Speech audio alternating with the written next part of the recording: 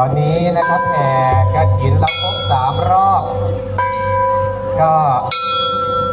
เตรียมตัวถวายแล้วครับเข้าในศาลาจะยังไม่ถวายนะครับเดี๋ยวเราจะ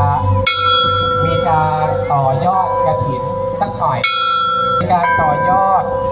กฐินนะครับกองกฐินสามัคคีนะครับวัตถุประสงค์ในการทำกฐินนะครับ